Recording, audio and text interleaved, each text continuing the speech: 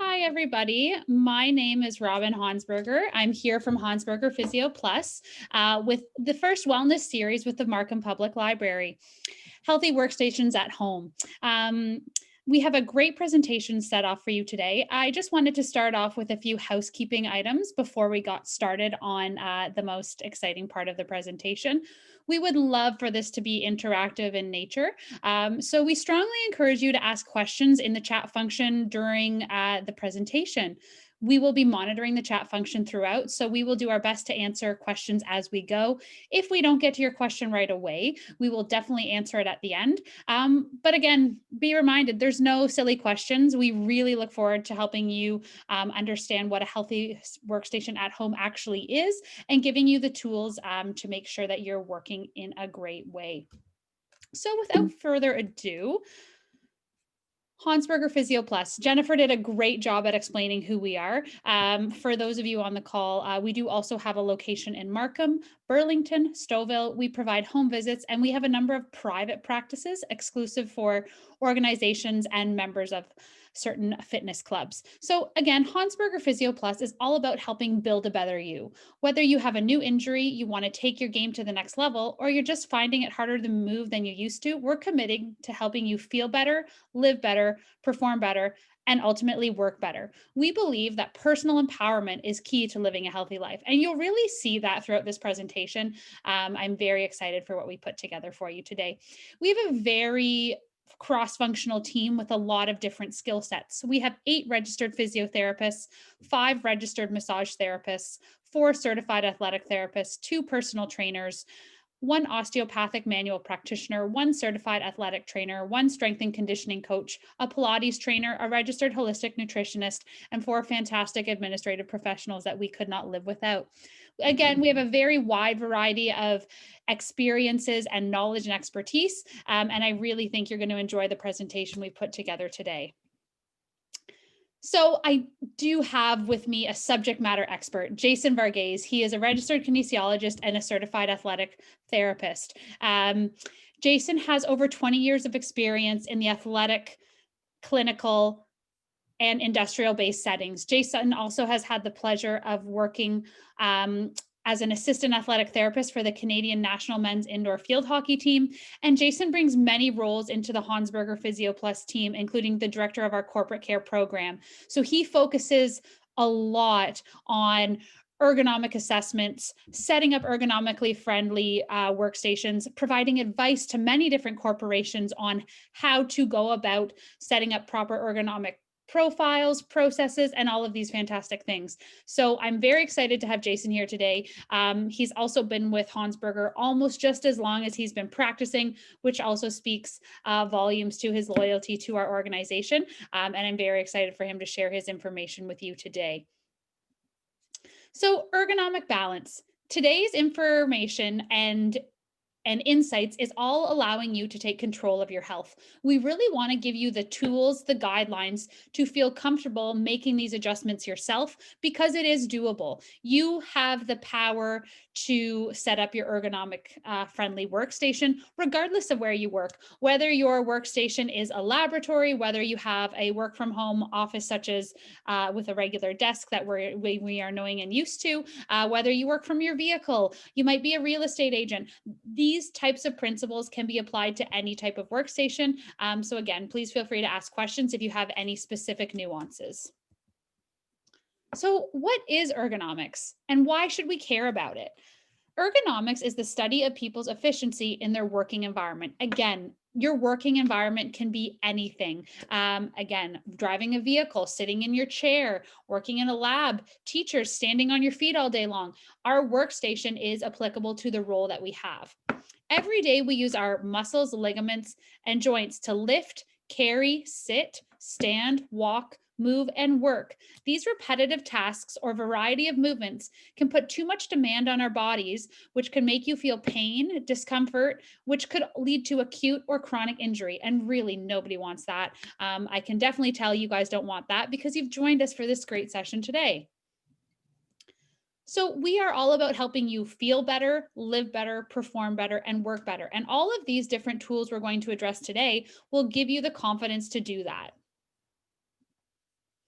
Without further ado, I am going to bring in my subject matter expert, Jason, to take you through the majority of this information. Now, one thing I am going to strongly encourage you, as Jason is taking you through some of these guidelines and instructions, work with your workstation if you happen to be in front of it as he's talking about it. It may lead to some more informative questions, and it really may add some neat dynamic to this presentation. So without further ado, Jason, over to you.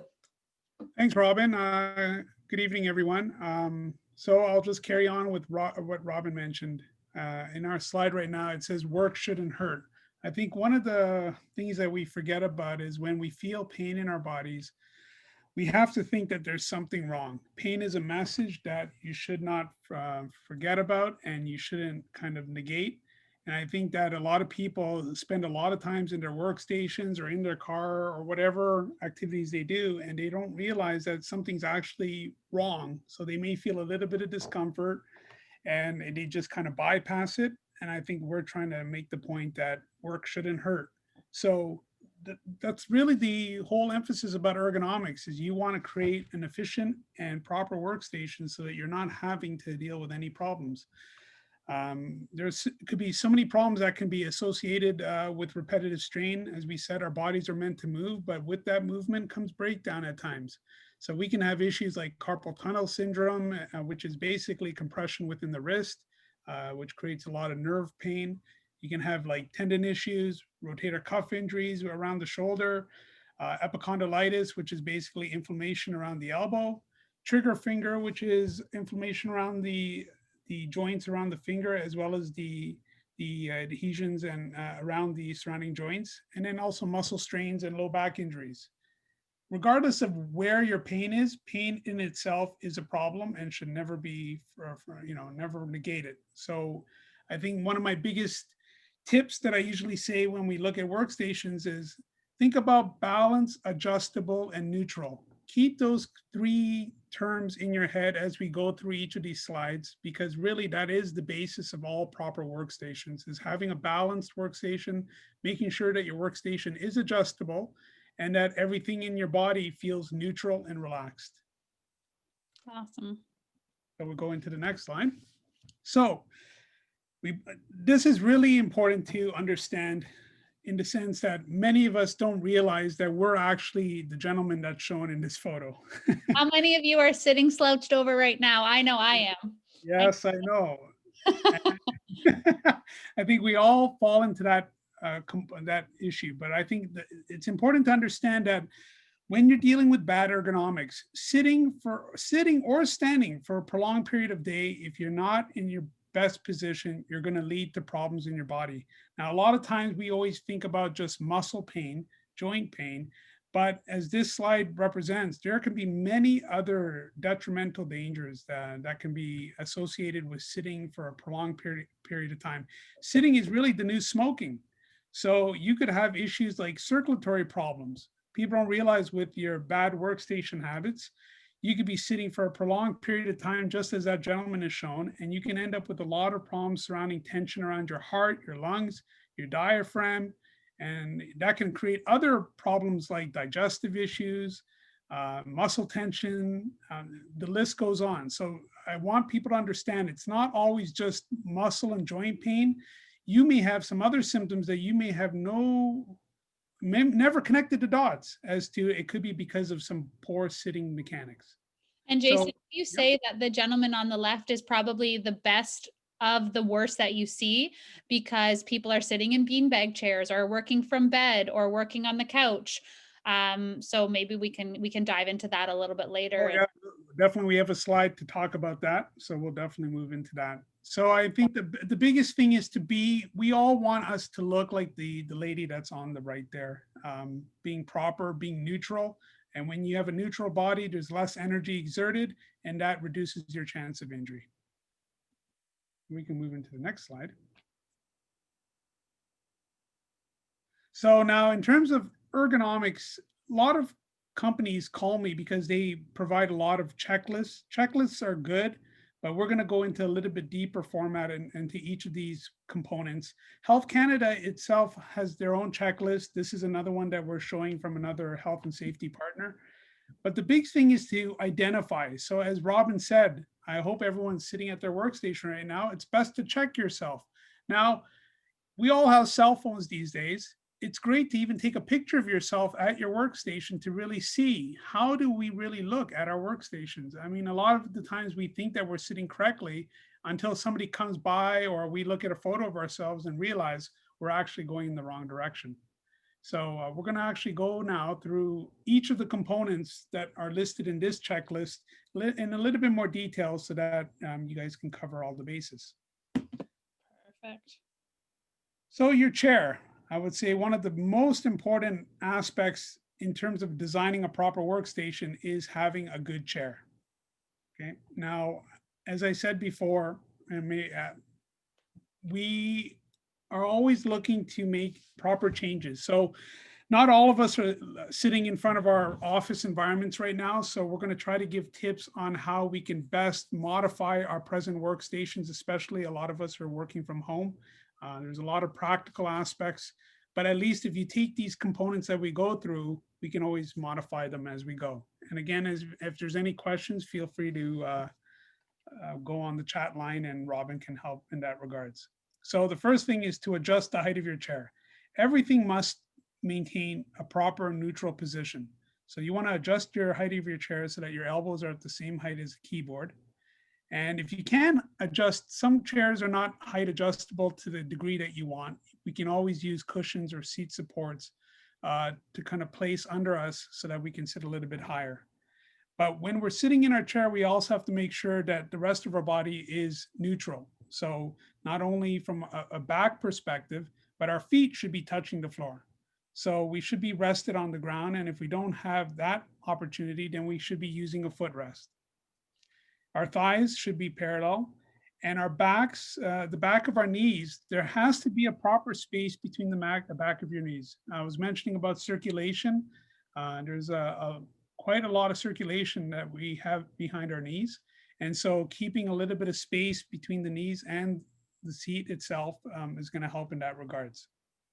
And then your back has to be supported.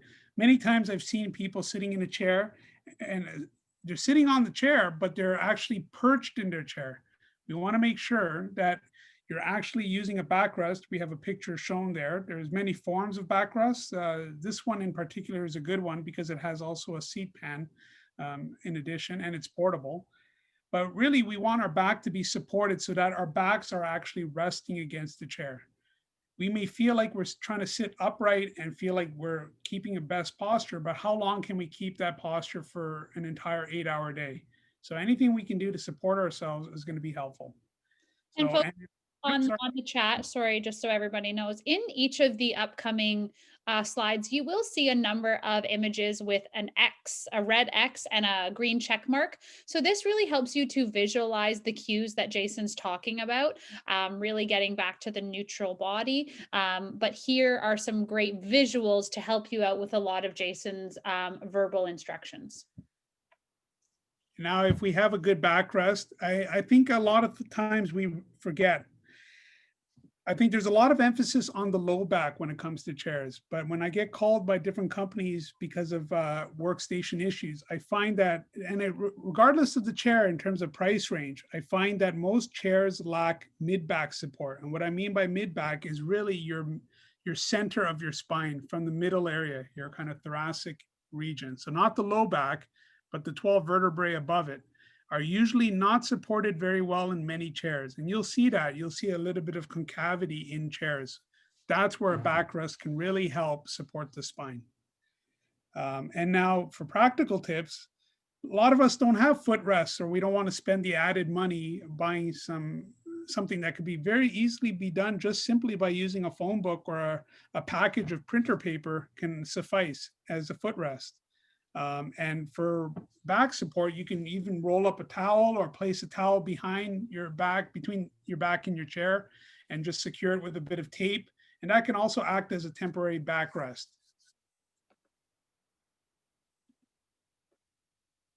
When it comes to your desk, again, we're talking about neutral.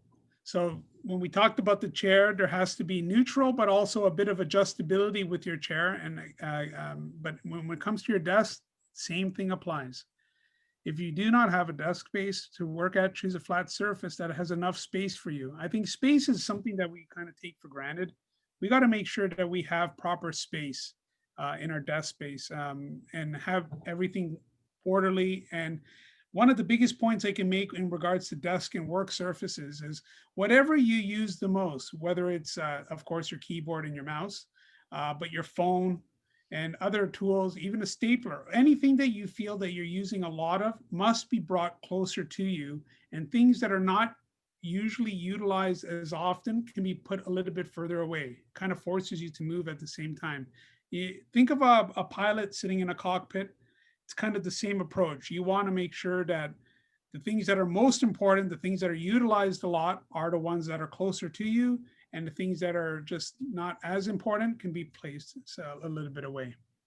But when you're choosing your work surface, you still got to make sure that your elbows are neutral, your shoulders are relaxed, your wrists are straight.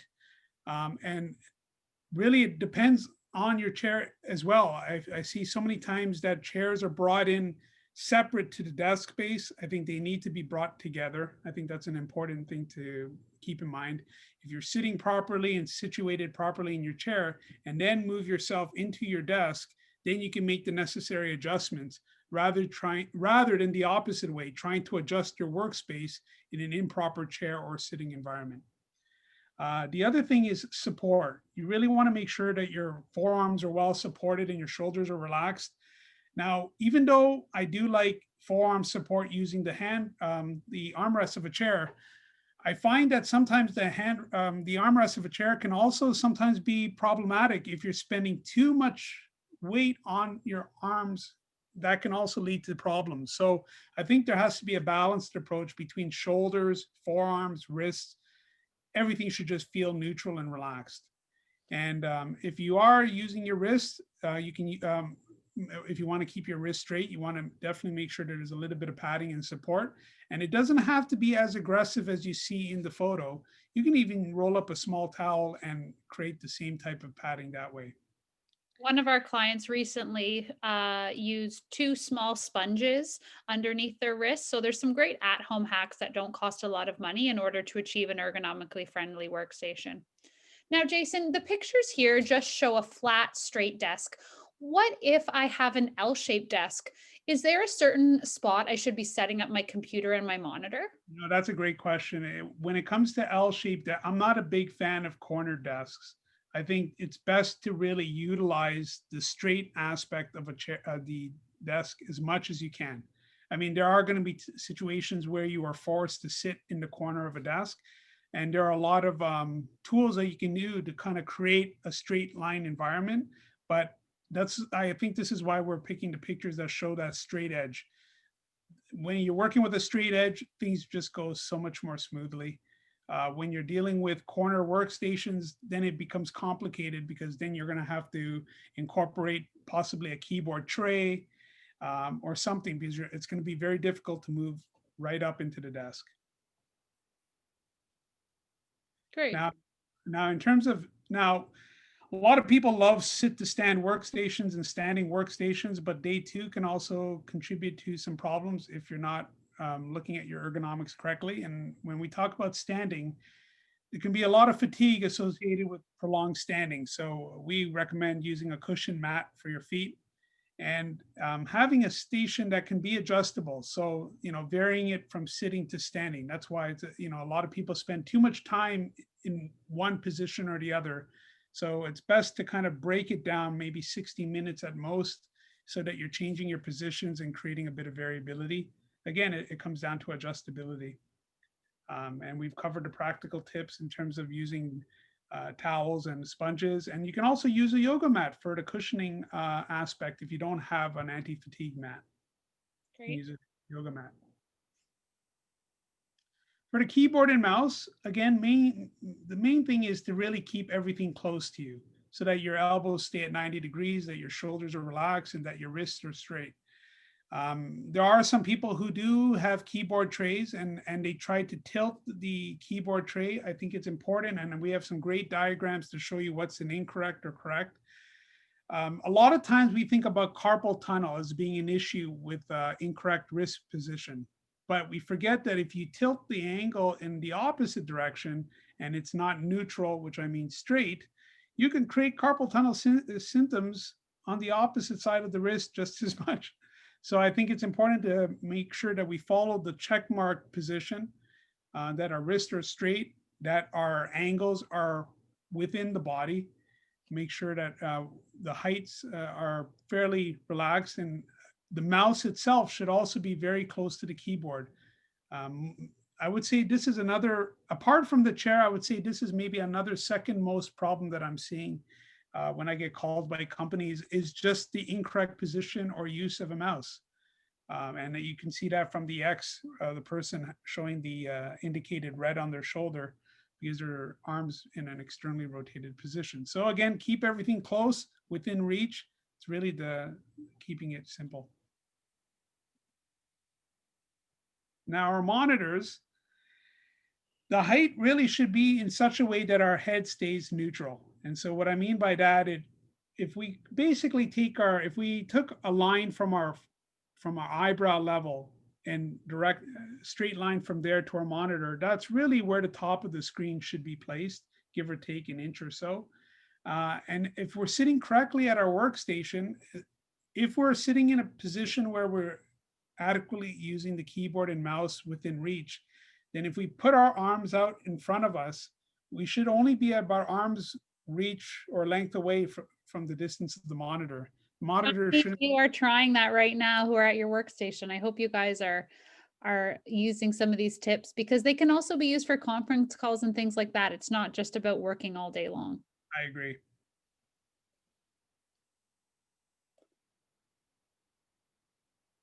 Do we want to head to the next slide there, Jason? Yeah, we can send next slide.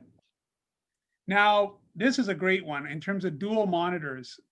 Now, my rule is if you're going to use two monitors, make sure the monitors are of equal size. That really is the best, the best situation at hand. So if you're using dual monitors, place the monitor in a way that we see in the second diagram there, where you're basically in the middle of both monitors. Now, there may be a situation where you use one monitor over the other. In that case, you place the monitor you use most directly in front of you, like it's a single monitor, and then place the second monitor on one side or at a slight angle towards your dominant side.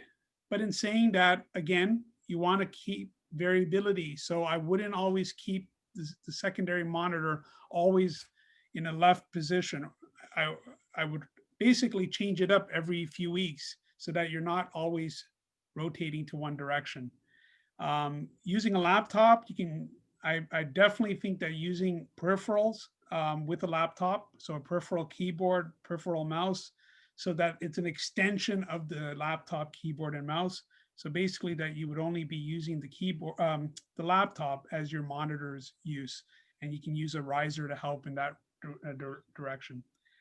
Jason, should pretty much be me down there in that right corner, because I am one of the worst ones using a laptop and not using peripherals. So as much as this is educational for the members on the call, it also really reminds me on what I need to do for myself as well.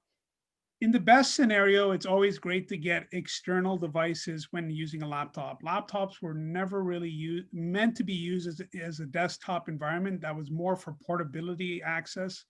But these days, people are using their laptops as desktops, and that's where things get problematic. So if you're using a laptop, my best suggestion is use a secondary monitor as like an extension of that laptop with the peripheral devices, as we mentioned. But you can use your the laptop monitor. You just need a riser so that you can elevate it, as is seen in the diagram. You can elevate it so that it sits in line with your eyesight, still using the peripheral devices. Now, the problem comes when you're wearing prescription eyeglass. And we may mention here that if you do wear bifocals, raise the height of the monitor so that you see the screen through the main lens. Try not to view through the lower parts of the lens. So, and my best advice is not even going into bifocals, but actually having a separate prescription just for computer glasses alone would be even better than a bifocal, because that's where things get a bit complicated.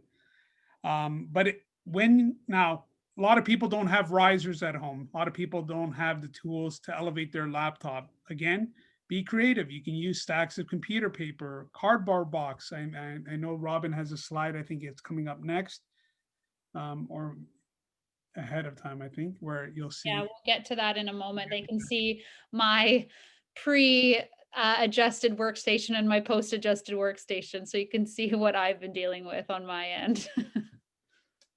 Now with the phone is also a situation where we need to use the speakerphone more or watch our posture. You can see the ideal versus the incorrect, sorry. And how many times do we see people kind of trying to cheat the system by trying to just multitask, but multitask the detriment to their spine. So if you're going to hold your phone to your ear, try to hold it less than 5 minutes. Never try to use your shoulder as a holding device. Try to use a headset, headphones, speaker phones. There's all sorts of devices out these days to prevent you from trying to hold your phone. And then the other thing I would say is that I love the additional peripherals that you can use instead of just holding the phone itself, because again, things are on the go and it's hard to kind of hold something and then type, and that's where people then start to compromise, and we're trying to prevent compromises from ever happening. So here is this dreaded left-hand view, everybody. You can see this was right when we went into lockdown, when our business was shut down for about 3 months. And I was probably working more than ever and working in a terrible position. You can see how terrible my body position is in my chair, that my feet are off the ground. There's just so many different no-nos, but with a few simple additions of a back friend that I purchased, I used my peripheral keyboard and my mouse, an Amazon box, which I have been ordering more than ever, and then a simple pad of paper beneath my feet. You can see that my entire body has moved from an over-exaggerated, stressful position to a neutral position that exerts less energy and contributes to less overall long-term injury. Jason, is there anything other than giving me a high five for adjusting my workstation? Is there anything else that you would add to that you want to highlight to the audience? No, I think your picture basically demonstrates that we can get into good ergonomics without having to worry about everything being so black and white. I mean, just looking at your before and after picture, you can see what a tremendous job you did in terms of trying to keep everything neutral and balanced. And so, as I said before, we don't have to have everything at 90 degrees and a certain, we talk about the depth of a monitor away from the eyesight. A lot of people get overwhelmed when they have to deal with all the very little logistics. So, just thinking about what you did there was just basically simplified the entire spectrum of ergonomics and just trying to make sure your back is supported, that you're using external devices for your laptop. You got creative with using a box so that you elevated it, and so now you're using that as a screen. Like, all these make a big difference in the long run. And the beauty of this too, the only thing I purchased in that entire picture on the right, folks, is a back friend for, I believe it was $125, $135. Everything else I had from home. So just because you're seeing all of these guidelines and these suggestions doesn't mean it has to cost you a lot of money either. There are ways to do this that's okay on the pocketbook. And like Jason was saying, just because something is the most expensive doesn't necessarily mean it's the right thing for you. So it's always about looking at how that piece of equipment is going to impact neutral body position. Now, we were talking about habits. So whether you're sitting incorrectly at your workstation or some bad driving habits, understand that everything that we do to our body is our body is basically absorbing it like a history book. And so the longer we keep these bad habits, our bodies are meant to be dynamic. So it's going to keep moving regardless of the restrictions that are imposed on it. So, certain areas of our body may start to lock up, or you can see the gentleman sleeping there with his arm elevated. Over time, he's going to create impingement syndrome on that right side, compromising the nerves between the neck and that shoulder. And so our body is going to start to try to make adjustments to keep us moving. So we got to really understand, we go back to, things that our parents taught us as a child in terms of watching our posture. It really does make sense. We have to make sure that we change our habits towards making us feel better about ourselves, about our posture, because that's going to carry to everyday life. So everything that you do at your workstation, or everything that how you play a sport, if those things are going to carry with you to the next activity that you do. So it's very important that we pay attention to our posture. And so I love this picture. Again, just like our workstations, we don't, there was the picture that you see of Robin, who, the before and after, if somebody took a picture, I bet you she didn't realize how bad of shape she really was until somebody actually took a picture of her, and then she made the modifications. Same way with our posture. Many times we don't see what other people see. And so we think that we're actually standing upright, but we got to make sure that we are literally standing upright, not feeling that we are. And I think this is where it comes down to the beginning of our talk, when we talked about ergonomic balance and taking control of our health. Proper ergonomics doesn't just mean workstation alone. It also means taking care of your body as well. And when you balance out the body and the workstation, that's where you have an efficient workstation or work environment. Great. Now, Jason, just a quick question, jumping back to the chair. Does it matter if I use a chair without the arms? This was a question from one of our audience members. So that's a great question, because as I mentioned, a lot of times we have armrests, and you'll see a lot of people try to support their forearms using their armrests. But as I said before, that can be a bit detrimental too if you're spending a lot of time heavily weighted on your arms. My thing is, I really do feel that the spine, and that's why I said the chair is the most important. I think the back of the chair and the support of the spine dictates every other part in the body, because all our nerves are coming from the spine. And if we support that area, the rest of the body will be balanced. So not having an armrest is actually not a bad thing. I mean, Robin, even in your picture that you showed, your before and after, you saw there was no armrest in that picture, yet your shoulders looked relaxed. And as long as your wrists were supported, your elbows and forearms knew exactly where they needed to go. Perfect. That helps a lot. So when you come to posture, there's so many different types of postures that one can hold. We have a sway back, where we have a hyperlordotic curve, which is that excess curve in our low back. A lot of people fall in the middle category, where they call it thoracic kyphosis. That's basically the middle back hump, or that forward head posture that we all fall into. These days, it happens just from using our devices, our phones, where we keep our phones a little bit too low, and then we start trying to compensate for it. But good posture is shown there, where you see a straight line. If I can draw, if somebody's standing nice and straight, if I can draw a line from their ear to their shoulder to their hips to their ankles in that straight line, that's a good posture. And I think the problem is that we end up going into this kind of mold where our bodies start to get very static, and we get repetitive in some very bad habits, and that leads to muscle fatigue and breakdown.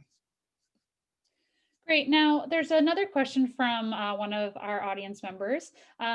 This individual has a hunchback from all the years working at a desk. Is it realistic to think it can be fixed? And is this, or is this just how it's going to be forever? Well, what should I do? Well, we're going to actually cover it in a couple of slides ahead, but just to maybe jump ahead very quickly, I would say that posture can always be corrected. I mean, unless you're like 95 plus years of age and there's, but honestly speaking, you can make the changes. It may not be drastic, but I think that anything will help. The thing is, the body, I feel the body can really heal itself in certain ways. We just have to teach the body sometimes when it falls off course by opening up a few doors. And sometimes that may be some management tools, and we'll be covering it. Conditioning, it could be postural supports. There are a lot of tools that we can use, not just ergonomics alone, to address one's posture. Perfect. Thanks. I think that helps. And to the individual who asked that question, if you have more detailed question, we will be sharing our contact information at the end of this presentation. So we're more than happy to provide further specific details to each of your individual questions. Now, Jason, what would you say is the most common postural dysfunction that you see? So I would say that the number, well, I guess they go hand in hand, but the one, thoracic kyphosis and forward head posture, they really go, that is, I would say, the bread and butter of many that I see in their workstations. And what I mean by thoracic kyphosis, it's that hunched mid back, which kind of results in your head sitting a bit forward. So Those, that's yeah, very similar to the type of question that this individual was asking as well. yes. It's that hunchback, is that thoracic kyphosis, which our business and with the experience we have and the tools that we offer, we do believe is fixable. Yep. Now, in terms of conditioning, as I said, now, if you have a hunchback, you may not just jump on conditioning, but I put this up because when we sit for a prolonged period of time, there is going to be a breakdown in the body because just sitting, even sitting in proper posture, our bodies, again, we're never meant to just sit and sit alone. We need to be dynamic. And that's the whole reasoning why sit to stand workstations came about. But again, sit to stand workstations can only take you so far. I think conditioning is a really important aspect. To simplify this, just if we were looking at our body, everything in our front, whether it's our chest, our neck flexors, our hip flexors, all the muscles that sit in front of us are usually the ones that are extremely tight. And the muscles on the back end have to compensate because there's a fight going on between front and back. And so over time, front wins. So you usually see a lot of weakness in the back end. So you'll see weak shoulder blades and rhomboids and weak glutes. So and then again, with all this weakness comes further joint breakdown. And this is when we end up with pain. So just to let you know that we need to condition our bodies. It's no different how many times that we bring our cars in for a tune-up because that's a scheduled maintenance practice, but how many of us are actually doing that for our bodies? I bet you a lot of hands would be going up right now. So we'll go into the next slide. Now, this is how basically, so the body is very complex and I'm trying to keep it very simplified for all of you, but this is something that we, as a Honsberger therapist, fall strongly on, is every body joint should have a role, whether it's mobility or stability. And this is why posture is such important, as an important aspect. When you have good posture, you end up with the proper norms of having areas that should be flexible, and areas that should be stable. So for the client that voiced about the hunchback, chances are their hunchback, their mid back, which was supposed to be flexible, has now become too stable. And when you see that, that's when the neck starts to change its role and the low back starts to change its role from stability to more mobility. And that's when things break down. And so it's very important that we have strong foundations from our feet, our pelvis, and our upper back to build upon. And that's why I said we can make the changes of that hunchback posture, but we're going to have to go through conditioning and alignment as a possible outcome source. Now, this is just to understand that we talk about mental stress. I would say that posture plays a heavy role in how someone feels. When somebody has a lot of bad postural habits and their body's compensating negatively, then you're going to have health problems and feelings of kind of, you're going to be self-conscious about yourself, feel sluggish. Your body will just looking at the body, it communicates a feeling of unwell, and in your appearance, all of this just feed into that mental health spectrum. And as I said before, if we improve one's posture, chances are we're improving their health. And this is why we say we're trying to build a better you. We're trying to make you accountable to make the changes that you can. And then it creates a snowball effect of positive growth in your body. So There's been a lot of questions in the chat about how much time should we sit before getting up and moving around. So we're going to kind of go over some of these in our tips and tricks for productivity. So I was speaking with some of you on the chat privately about on conference calls, getting up and standing or walking around where possible. So this may be an opportunity to get up and get moving instead of purchasing a sit to stand workstation. Sit to stand workstations can be costly. But there are a number of mounts that go on your current desk that are slightly less expensive that will allow you to accomplish the same type of thing. So again, while you're on conference calls, get up, stand, walk around. That one's key. I do that one very frequently. A simple way to adjust your body into a better posture is to imagine a string attached to the top of your head towards the back. That string is being pulled gently towards the sky. The pull of the string then would help to lift your chest, which will align your lower back, shoulders, head, and neck.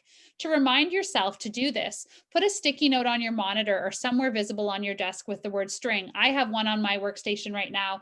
And even when I'm on a conference call or in the middle of the day when I'm taking an eye break, it really helps me to realign my posture and get back into that positive mind frame.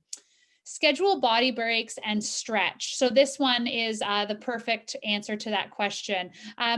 We should be taking a body break every hour, whether that's a quick 30-minute stand and stretching the legs with an arch to either side, whether that's a quick walk to get a glass of water, washroom break, these kinds of things.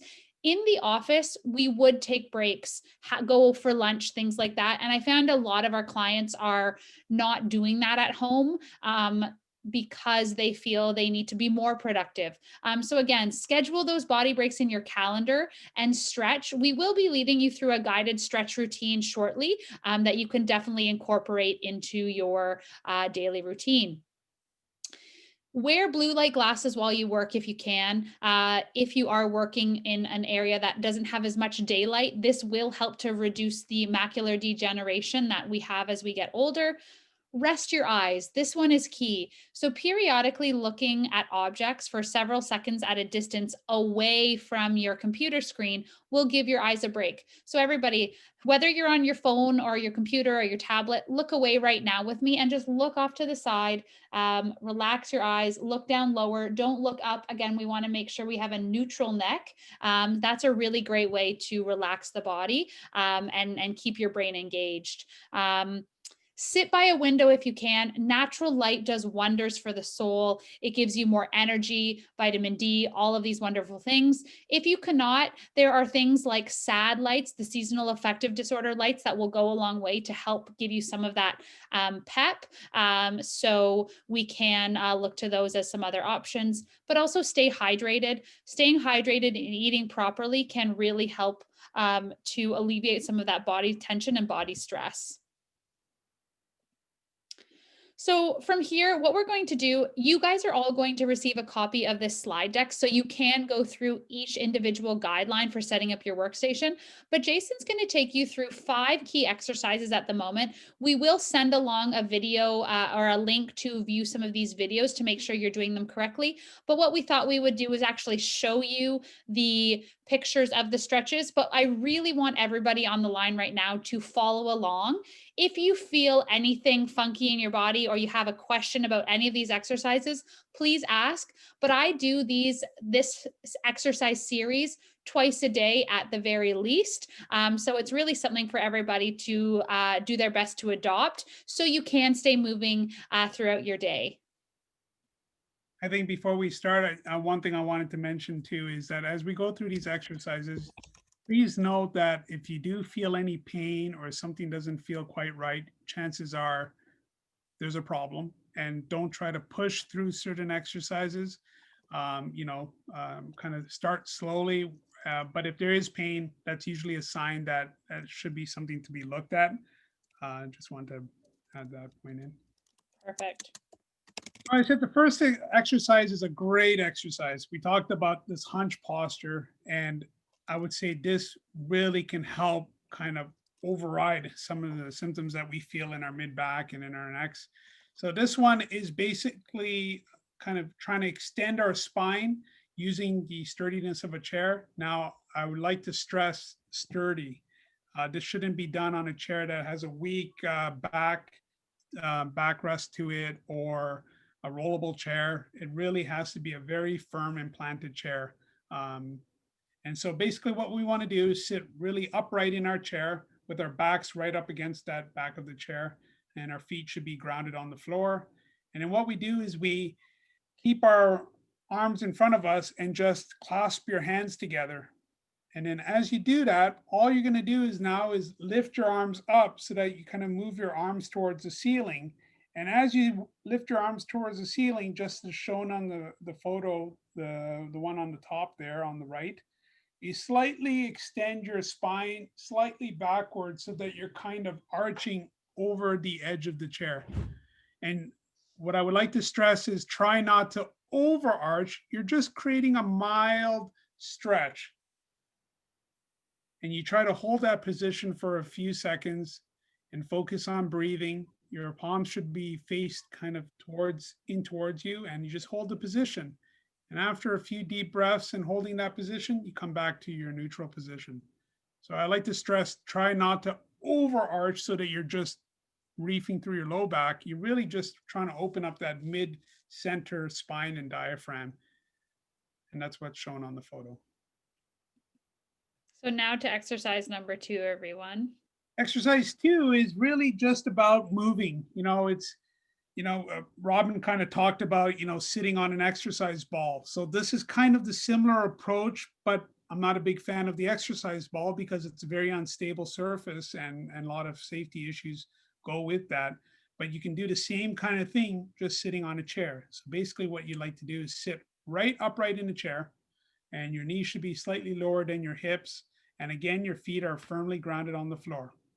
Now, all you do is you place your hands on your hips and kind of start in a slump position so that all your weight is kind of pressing down into your tailbone. So you kind of get into a very slouched and curved posture, kind of gradually roll forward, and then gradually roll yourself from your tailbone up and extend it through your spine. As again, the top photo there on the right, keeping your head straight, looking straight ahead, rolling back up into a slump position again. So this is not something that's just done once. I would say it's repeated a few times. You kind of go into that kind of slump position, and then you kind of extend up and extend your spine.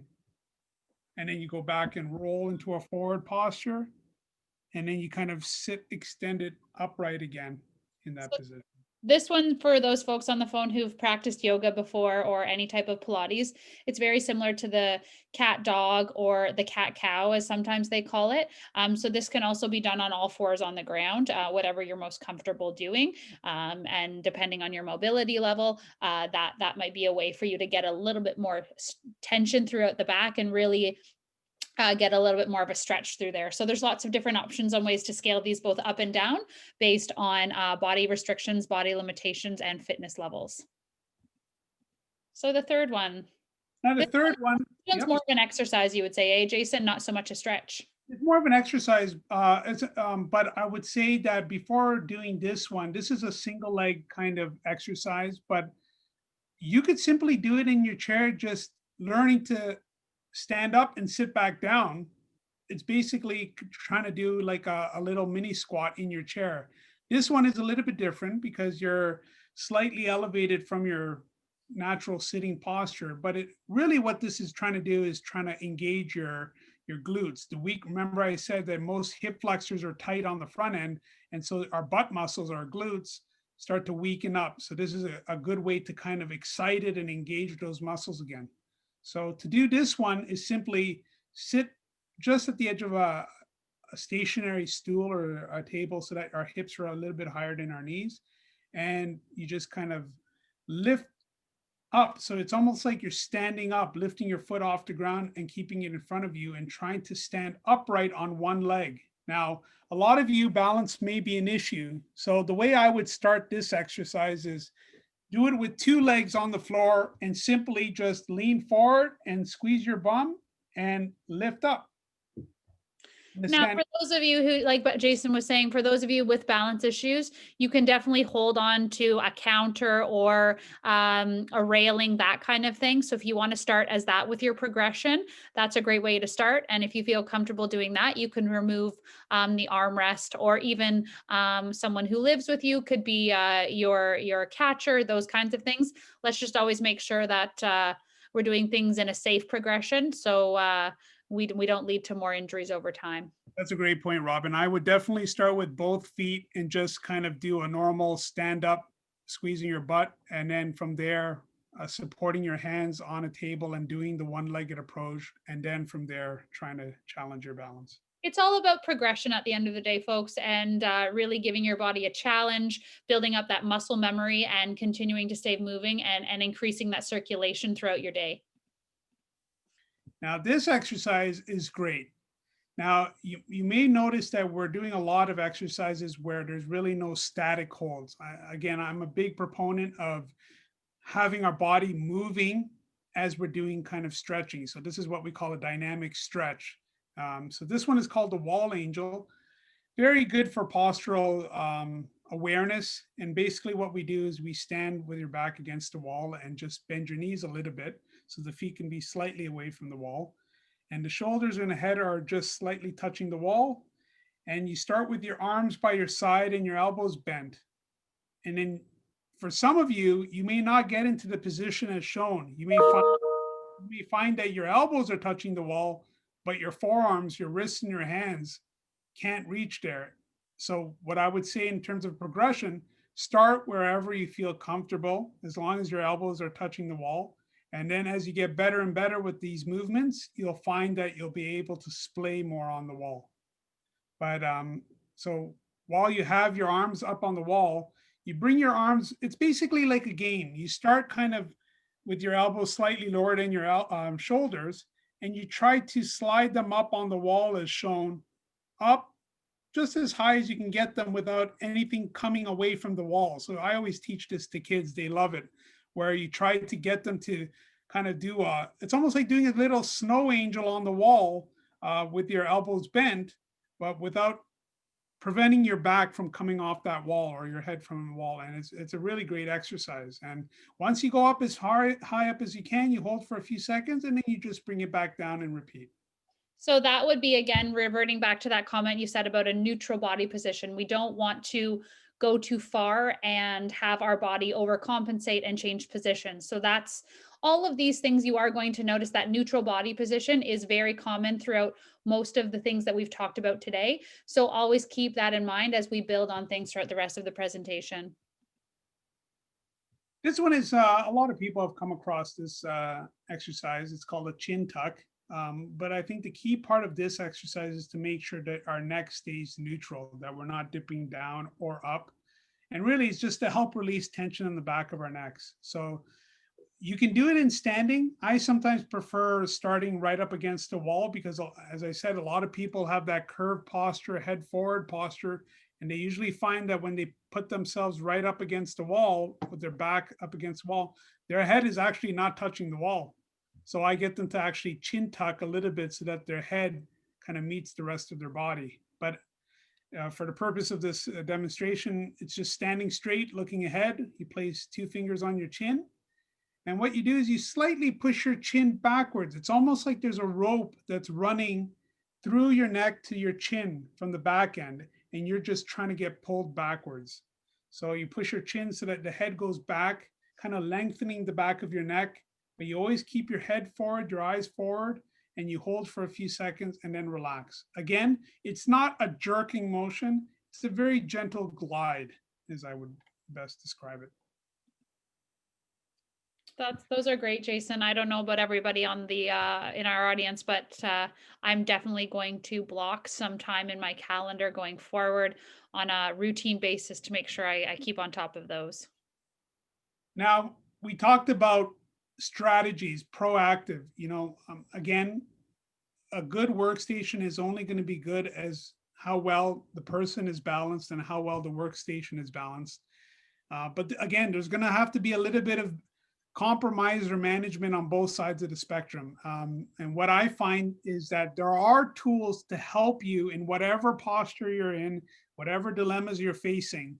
It really just, sometimes it just means having a professional come in, whether it's a virtual ergonomic assessment being done, to kind of see where there's where the limitations are or the restrictions are.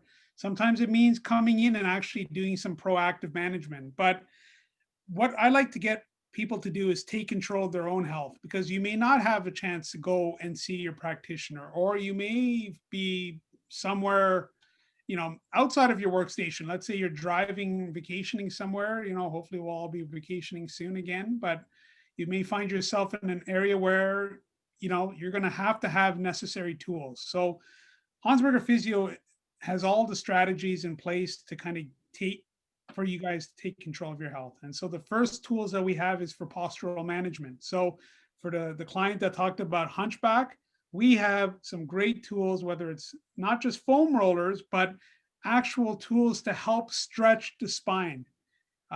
Especially with a hunch forward position, you have to understand there's a lot of fascia and ligamentous and muscle tightness that needs to be corrected in the direction that of ease. And so we have these tools to help stretch the spine in a natural way, rather than trying to force the spine open. And that allows the body to open up and breathe. Foam rollers, athletes use it all the time to help just release tension and tightness in their muscles. We have little spiky balls that we use, again, for massage aids. So that's kind of on a postural management side. But again, we're going to develop tension, as I said, because you could be sitting in the most upright posture, but again, our bodies are meant to move, and that's why we need to take the breaks. The other aspect is the ergonomic tools. So let's say that someone's looked at your workstation and the desks or the keyboards or the mouse you have are not working for you. Let's say you have a situation where you're very inflamed on one side of your body.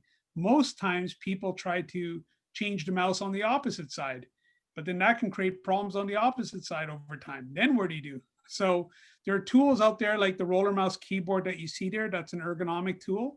And again, if you have questions on these tools, feel free to email us. We can better explain it. We're kind of limited in the presentation now, but this ergonomic tool helps you use your, basically has a scroll bar. So that becomes your mouse. And so that you can use both extremities at the same time and both thumbs and fingers to click away, just as you were using a mouse. Then we have the back friend, which is basically the concept of the backrest that you see just next to it, but in a portable manner. So people, again, we don't realize that our sitting environments are not just from home alone. It's in our cars and so forth. And that's why the back friend is another tool that you can use. Robin was using, this is what Robin was using in her modified ergonomic station at home. And then the final tool, which I think is one of the greatest tool, is a postural support device. So as we start to change our body habits and as we start to change the way our posture, change our posture in a positive manner, having tools like a posture shirt, which helps to reinforce what we're doing to our bodies, this is what we need to do. The longer we can reinforce the positive direction for the body, the more sustainable change is going to happen to our bodies. So we can use posture shirts, posture medics, ways to help keep our body open, especially when we get overwhelmed or we get caught off guard with meetings. We can't always think about our posture. These are tools that can help you. Anything to add, Robin? No, just that saying that all of these tools should work in conjunction with one another, and that the tool will never replace a long-term strategy. So there's no one simple fix. As much as I'd love to say that, there's no abracadabra tool that's going to change things forever for you. It's constantly reevaluating how your body's changing as we age, and really making sure that we use a number of different tools, techniques, and proactive strategies to maintain a healthy body for longevity. Now, just lastly, here is a lot of tips that we talk about injury prevention in general with our clients. So these may not pertain directly to your workstation, but these are just some really great things to consider as you go through your everyday life. Take care of your physical, emotional, social, spiritual, and intellectual health. Whatever that means for you, make time for that. I strongly encourage you to make time for yourself, whatever that may mean. Be mindful and pay attention to your body. When in doubt, get it checked out. That's our biggest motto as a company. Stay active, whether that's getting up every hour to do a little walk around the house, a walk around the block, go for a walk while you're on conference calls. I realize that's not possible for everybody, but there's lots of ways to stay active during the workday, or doing some of those stretches and exercises that we took you through. Eat a balanced diet. Mobility is your best friend. Just as much as staying active, we need to be mobile in order to build strength. Drink enough water. A lot of coworkers over different virtual chats and things like that are reminding their colleagues to drink water, take breaks, things like that. Have someone be a buddy to be accountable with. Take breaks and stretch often. We've said that many times throughout this presentation, but it's extremely important. Vary your activities during the day. Sit up, sit down, stand, walk around, that kind of thing. We should never be sedentary. Sedentary is the new smoking, or the new gateway type of thing that we're seeing lead to a lot of different issues over time. Seek out help of a professional instead of using the internet to self-diagnose. There's a lot of great resources out there, and there's a lot of people who will give you advice in order for you to take care of yourself long term. When in doubt, get it checked out. I'll say it once, I'll say it again. But have an ongoing maintenance plan. That's going to be key.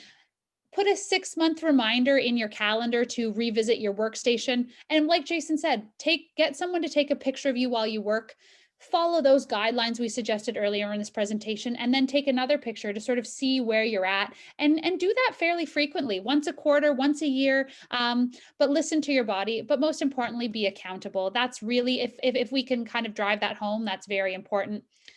Most of all, if there is anything else that you're going to take from this presentation, some of you may have taken notes, some of you may just be here to listen, but these are the 5 key things that we really, really like to drive home. Take breaks, stretch often, vary your activities during the day, pay attention to your body, stay active and eat healthy, but get proper sleep. Sleep is when we recover, it's how our body repairs itself, and it's how we de-stress. So really important to get proper sleep as well. And if you're not sleeping well, get it checked out. If you're snoring, things like that, these are all signs of different sleep related issues. And we do have a sleep doctor we are affiliated with, who deals with a lot of these different issues, and really can be quite life-changing if you really drill down and are accountable to yourself. And Robin, if I can add just one thing in regards to the mindfulness and pay attention to your body, I think one of the big things that I get my clients to do is, again, we get so overwhelmed with so many multitasks and tasking and meetings and things that we're dealing with. Sometimes when you're sitting at your workstation, just take time to just close your eyes and just feel how your body. If you find yourself kind of tense in an area, chances are you may have just lost your postural awareness, and you may have to just recorrect. Maybe that might be a sign that you need to stretch a little bit now. But really just take the time to just kind of feel your body, take the deep breath in, close your eyes, and just be mindful. It's almost a yoga technique, but sometimes you may not even realize that as you close your eyes, you may all of a sudden feel, I have a little bit of tension in my upper traps, or my left arm is, I'm using my right arm, but my left arm's acting up. What's going on? And this kind of gives you a sense of accountability towards action for your body. Awesome, Jason. Well, I really appreciate your time, everybody on the call who has joined us. We have gone over a little bit, and we have answered most of the questions here in the chat, so that's fantastic. Again, if there's any questions, you see Jason's contact information here on the screen, so please feel free to reach out to him directly. Also, our website is below his email, but we just want to thank you again for your time today. Again, there's no silly questions, so please, if there's something that comes up after this and you want to reach out and ask that question, please feel free to do so. Otherwise, we wish you good health leading into this fall season. And remember, ergonomics, balance is everything. Neutral body equals less stress. And if you have questions, please reach out, and we wish you all the best. Take care. Thank you very Take care, much. everybody. Bye-bye. Thanks, Bye. Jason and Robin. I will be sending out Jason Robin's contact info, as well as the website address if anybody has any further questions. And until then, thank you so much, and I hope everybody enjoyed the presentation.